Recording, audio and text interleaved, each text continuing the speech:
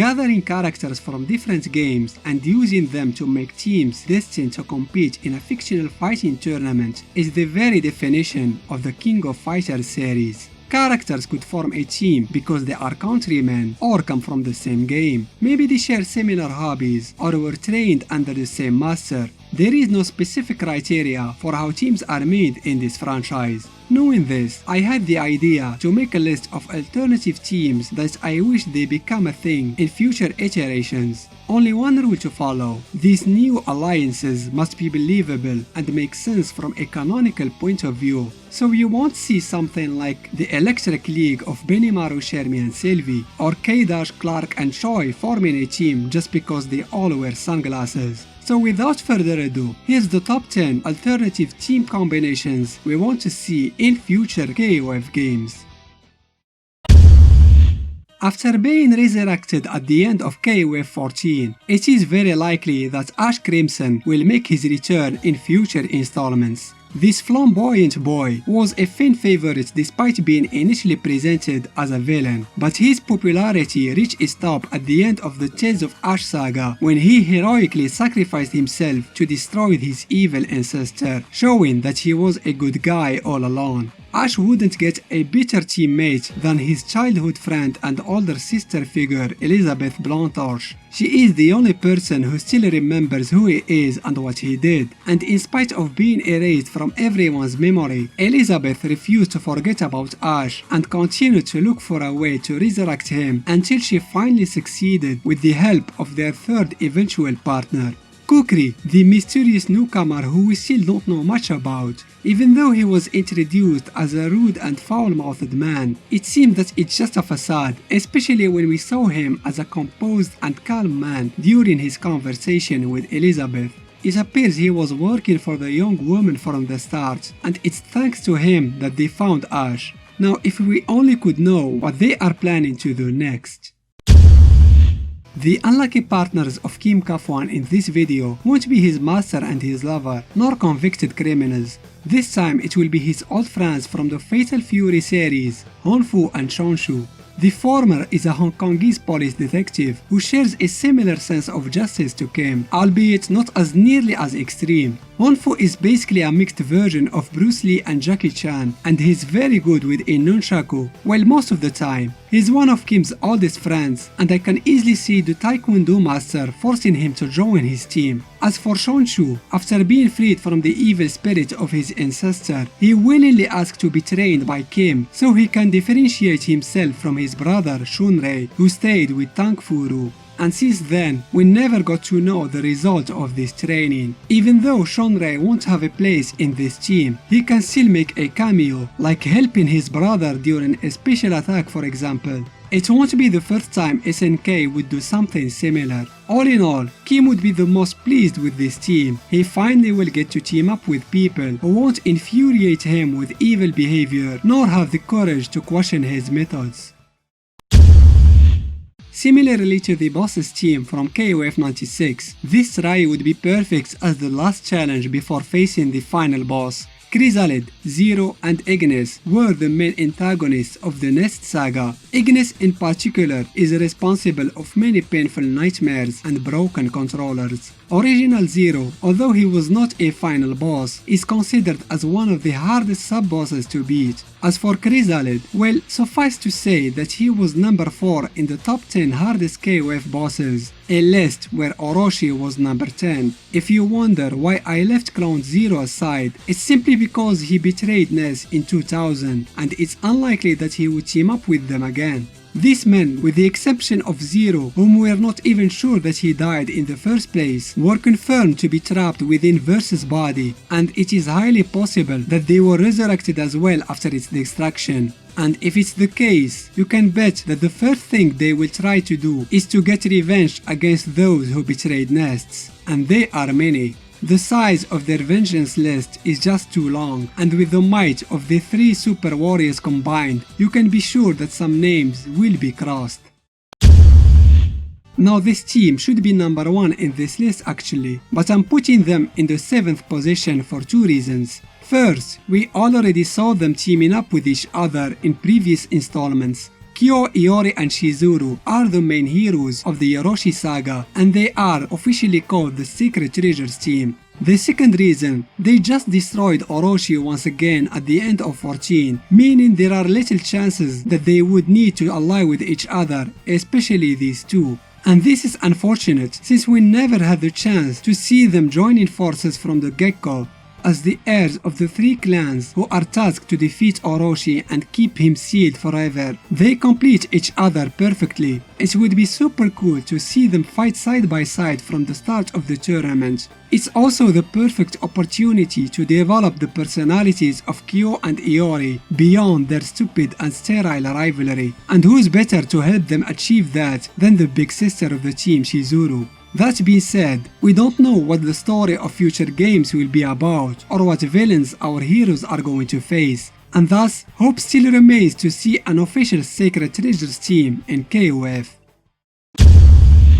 The sixth position is reserved to another sports-themed team, but unlike HVD and his friends, the Japan sports team is composed entirely of martial artists. It would be interesting to see the judo champion and KOF veteran Diamond teaming up with different fighters than his usual friends Kyo and Benimaru. His new partners will include the fan favorite and Aikido practitioner Kasumi Todo, who wasn't seen since 2002 Unlimited Match, the game where her popularity reached its climax. Their third teammate is the Gap Moe of the series, Hina Kushiru, the shy high school student who despite her size is a talented and fearsome sumo wrestler.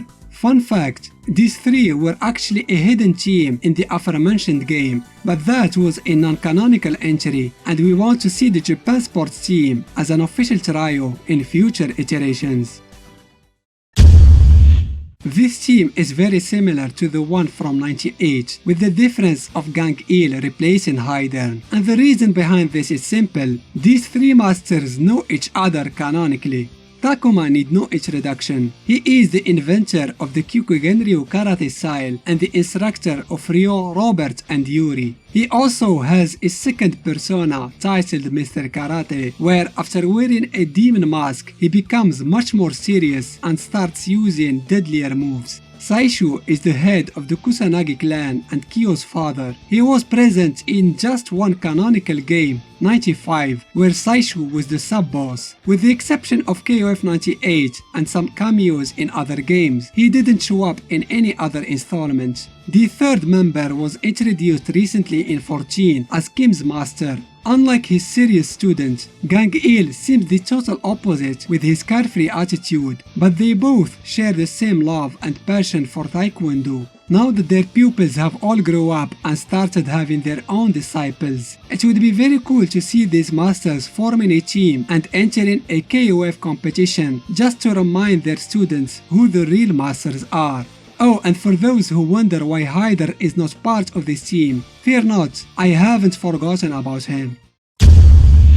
Thanks to the previous entry, Ryo, Kyo and Kim would experience a hard time dealing with it, but their fathers/masters will not be their only concern, because their disciples could and should form a team on their own and enter KOF to prove their strength, with Shingo as their leader, and rightfully so, since he has the most experience in participating to KOF. He enters the competition to prove that he is more than a Kyo imitation. It also seems that he was secretly trained by Saishu at some point, and it is highly time for him to show the result of this training. Standing next to him is Kushnud Bat, also known as Marco Rodriguez, a character introduced in Garu and who's highly requested by the fans to join the roster of KOF. Kushnud is the apprentice of Ryo Sakazaki, and he is very devoted to the Kyokugenryu karate discipline. And did I mention that his training partner is a bear? The third disciple is Kim's student, the joyful Mei Lee. She managed to surprise the audience with her unique Taekwondo style in KOF 2001, despite being her first tournament. She inherited her master's great sense of justice and successfully integrated it in her fighting style as her alternative stance, called the hero mode.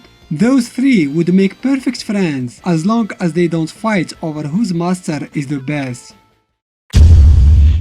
I mentioned Hydern before, and I was wondering what team would be suited for him other than the Ikari Warriors or the Masters team. I thought about this for a while, and then the answer came to me when I remembered his fighting style. Hydern uses self-taught assassination techniques. Would it be awesome if he teams up with other assassins, more specifically Oswald and Lin? The former is a retired professional hitman who uses a deadly deck of cards as a weapon. Age doesn't seem to be affecting his skills in the slightest, but the most important part about this is that for unrevealed reasons, he knows Hydern very well. The latter is another veteran assassin whose story is yet to be concluded. Lin is in a quest to find his former master turned traitor, Ron. In addition of his incredible speed, he uses his claws to fight, much like Iori.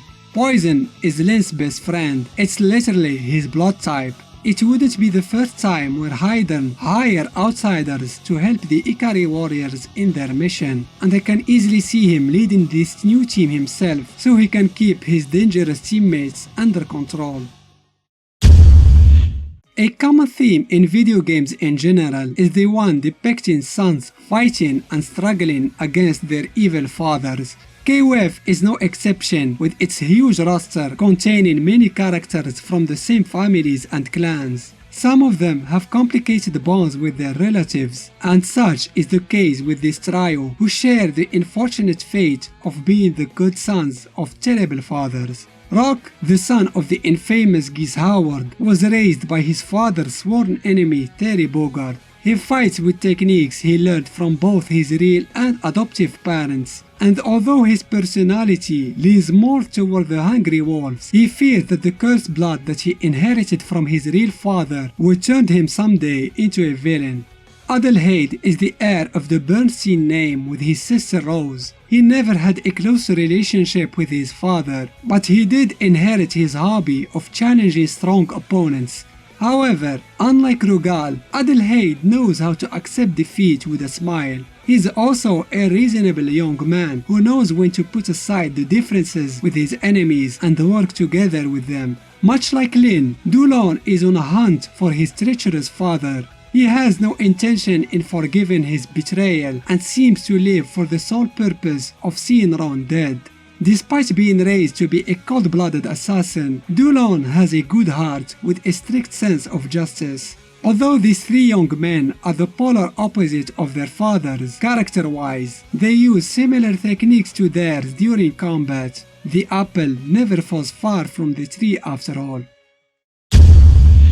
It's unfortunate that we don't often get to see teams composed exclusively of villains, because let's be honest, most charismatic characters in SNK games are not good guys. That's probably why the Bosses team from 96 and the Orochi team from 97 are so memorable. So I wanted to add another team of antagonists, the Evil Fathers team. At its head there is Geese Howard, the Emperor of Southtown and the loving father of Rock. Well, I lied about the loving part. Geese never seemed to care at all about his family, resulting in Rock hating anything related to his father.